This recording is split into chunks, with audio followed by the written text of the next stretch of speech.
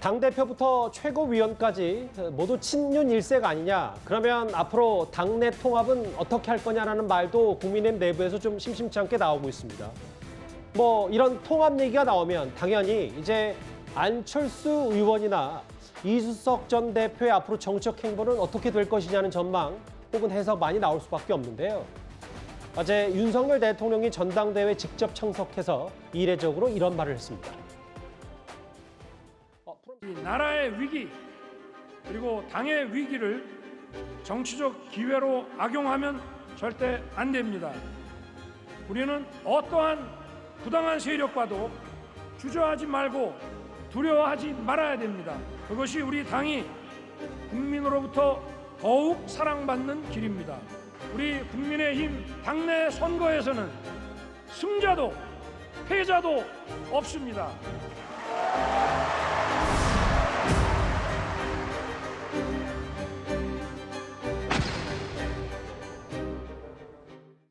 윤 대통령의 저 발언이 이준석 전 대표를 겨냥한 것 아니냐는 해석도 꽤 어제 오늘 많았었습니다. 그럼 먼저 어제 이번 전당대회에서 패배자로 분류되어 있는 이준석 전 대표, 윤핵관 퇴출을 내세웠던 이준석 전 대표 얘기도 좀 해보겠습니다. 국민의힘 전당대회에서 당선된 최고위원들 일제히 오늘 이준석 전 대표를 비판했습니다. 그 화면, 그 목소리 한번 저희가 모아봤습니다. 내일 전당대회 투표 결과 어떻게 예상하세요? 2위. 저는 천하람 후보가 무조건 한다 보고요. 무조건이다. 네, 2위 무조건 천하람이다. 투표에 대해 이유가 있는 사람들이 투표하거든요. 당에는 결국 이번 선거를 대통령이 개입함으로 인해 가지고 찬 대통령, 반 대통령밖에 없어요. 지금 그 표심의 의미라는 건 처음부터 정치적으로 몰아간 전당대회였기 때문에 예. 반협박성이잖아요. 보면은 나와 뜻을 같이 하는 사람을 찍겠느냐, 아니면 반대하는 사람 찍겠느냐, 뭐 이런 거. 일단 이준석 전 대표가 그 투표 개표가 진행되기 전에 했던 뭐 천하람 후보 2등 확실하다 이 얘기. 천아용인 전원 떨어졌고 어제 SNS 통해서 이준석 전 대표가 두려움 없이 선거에 임해서 으뜸 가는 전략이다라고 했는데 오늘 아침에 보니까 조수진 최고위원 여기 나와 계신 장해찬 최고위원 두 사람 모두 이 네 사람이 떨어진 건 바로 이준석 전 대표 때문이다라고 했어요. 좀 더 부연 설명을 좀 부탁드린다면요. 일단 많은 당원들이 여전히 저 네 사람 누군지 잘 모르고 이준석 그냥 따라다니는 사람들로 인식하고 있습니다. 그 프레임을 극복하기 위해서는 저 네 사람이 컷오프 통과 이후에 이준석과 먼저 거리를 두거나 또는 이준석 전 대표가 컷오프 통과 이후에 알아서 뒤로 빠져주는 선택을 했어야 됐는데 저 넷도 그 선택을 못했고 이준석 전 대표도 컷오프 이후에도 신이 나서 본인이 후보보다 더 많이 라디오 나오고 방송 나오고 기사에 노출이 됐었죠. 이게 결국 저 네 명이 각각 뭐 훌륭한 부분도 있고 좋은 부분이나 개성이 있다 하더라도 당원들이 바라봤을 때 그냥 친 이준석 개구나, 이준석 아바타구나라는 프레임에서 벗어날 수 없게 만든 결정적 역할을 했기 때문에 단기간에 인지도 끌어올리는 데는 도움을 좀 받았겠지만 장기 레이스에서는 독이 되었다라고 냉철하게 분석을 할 수밖에 없는 것이고요. 예. 저희 새로운 지도부도 어쨌거나 천하람 후보를 찍은 당원들이 한 6만 명 되지 않습니까? 그 6만 표의 의미에 대해서 저희도 고민을 하고 포용하기 위해서 노력을 해야 되지만 이번에 완패한 이준석 전 대표나 이준석 전 대표와 같이 한 후보들도 왜 기대보다 못한 성적표를 받아들였는지 반성과 성찰을 또 같이 해야 되는 겁니다. 그런데 패배하자마자 또 여러 방송에 나와서 또 당을 향해서 당원들을 향해서 폄하하는 그런 남 탓하는 이야기들을 쏟아내고 있으면 이 패배의 의미를 받아들이지 못하고 이 당원들을 계속해서 무시하는 것이다 라는 비판을 피하기 어렵기 때문에요. 당분간만이라도 자숙과 성찰의 시간을 가지길 좀 권하고 싶고요. 그 시간이 끝나고 천하람 후보나 다른 4명의 후보들이 돌아올 때는 이준석 퀴즈나 이준석 아바타가 아니라 한 사람 한 사람 좀 시간이 오래 걸리더라도 개인의 어떤 고유한 개성을 가진 정치인으로 돌아와야지 그때도 이준석 전 대표 손을 잡고 돌아오면 당원들이 가지고 있는 뿌리 깊은 반감에서 벗어나기는 요원한 일일 거라는 생각이 듭니다. 장해찬 의원 말고도 여기 조수진 최고위원도 미풍도 안 불었다. 그 소설가 이문열 씨의 그 우리들의 일그러진 영웅 이준석 전 대표가 엄석 때는 아마 마치 윤 대통령인 것처럼 이제 비유해서 비판했었는데 아니다. 이준석 전 대표다 뭐 이런 말까지 했습니다. 그럼 뭐 이준석계로 분류됐던 이번에는 낙선한 인물들 목소리도 들어보겠습니다. 천하람 변호사, 허은하 의원 얘기입니다. 저희 천하용인 팀이 어떤 의미에서는 다 어떻게 이제 지도부에서 빠졌잖아요. 그럼에도 불구하고 저희가 지도부 바깥에서 어떤 역할을 할 것인가, 그리고 하나의 그룹으로서 계속 좀 당내에 좀 부족한 개혁의 목소리 이런 것들을 내겠다. 우선은 뭐 어찌됐든 당원들의 결정이시기 때문에 그 결과를 받아들이고 오롯이 저의 부족함 때문이라고 저는 생각을 하고요. 제가 한 발짝을 더 나갔어야 되는데 그걸 못한 부분에 대해서 죄송하다라는 생각입니다. 보수의 건강함을 저희 천하용인이 분명히 보여드렸다라고 생각합니다. 근데 이제 득표율 분석을 안 할 수가 없는 게 뭐 천하람 변호사는 이제 당대표 후보였고 여기 최고위원 두 분 후보, 여기 청년 최고위원인데 뭐 당대표 득표율만 국한해서 봤을 때 어쨌든 천하람 변호사, 천하람 후보가 15%를 얻었다. 그럼 이게 거기서 뭐 빠졌든 어쨌든 이준석 전 대표 영향력이 대충 그럼 국민의힘에서 15% 정도는 있는 거냐? 어떻게 받아들이세요? 그렇게 봐야죠. 그러니까 이번 그 전당대회에서 이 결과를 보고 좀 유의미하게 우리가 볼 수 있는 거는 각 세력이 도대체 얼만큼의 지분을 가지고 있느냐를 본 거예요. 예. 그래서 황교안 대표를 위시로 한 강경보수, 특히 부정선거 음모론을 믿고 계신 분이 8%, 한 당에서 10분의 1 정도, 12분의 1 정도 차지를 하고 있고요. 그리고 이준석계라고 불리는 소위 말하는 개혁보수가 한 7분의 1 정도, 15% 차지하고 있고, 중도보수로 대표되는 이제 저기 안철수 후보 쪽이 한 4분의 1 정도 있는 거고, 예. 그리고 이제 과반 이상이 당권 보수, 이제 주류 보수라고 얘기를 할 수 있죠. 여기로 이제 확인이 된 겁니다. 이 스펙트럼 자체가.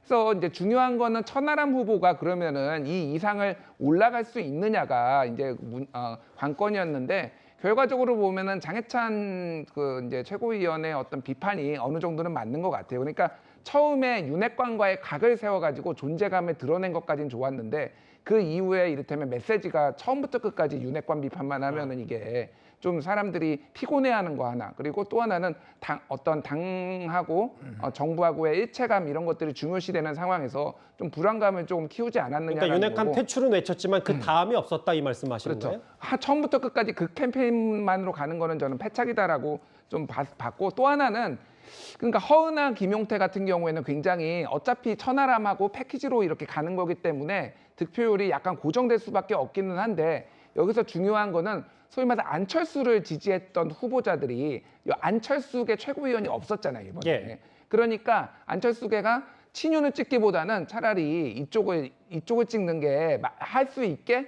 조금 유도를 했었어야 되는데, 안철수 후보를 하고 이준석 대표가 너무 각을 세우고 계속 때리니까 예. 그런 마음이 없어졌다. 그래서 약간 어부지리로, 제가 보기에는 그래서 태영호 의원이 좀 어부지리를 얻어서 올라가지 않았나 그렇게 보여지는데, 예. 어쨌든 그런 것도 전략적으로 좀 실패가 있었다라고 저는 봅니다. 그래서 뭐 이게 이준석의 미래가 끝이다라고 보지는 않지만은 예. 조금 본인이 어떤 식으로 조금 해야 되는지, 너무 전면에 나선 것도 조금 문제가 있었고 한번 성찰해 볼 필요는 있을 것 같아요. 일단 대략적으로 천하람 후보의 득표율 15% 정도는 이준석 전 대표 당심 지분은 있는 거다.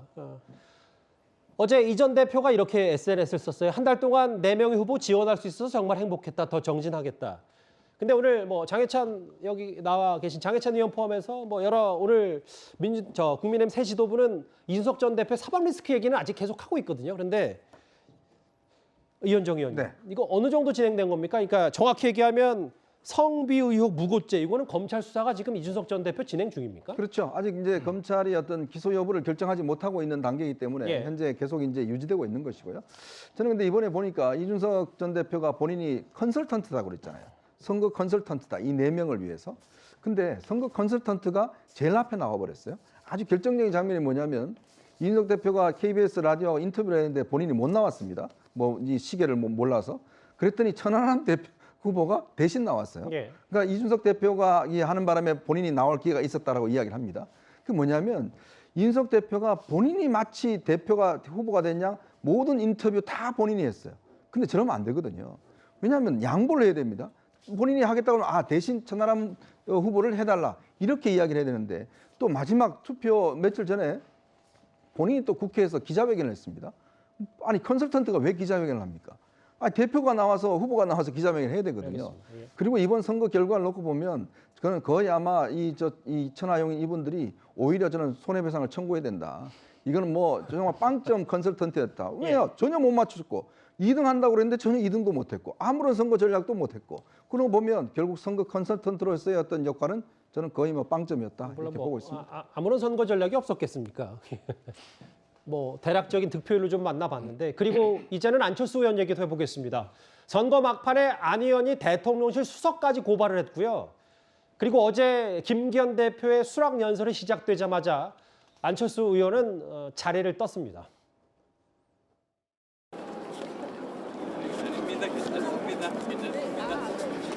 괜찮습니다.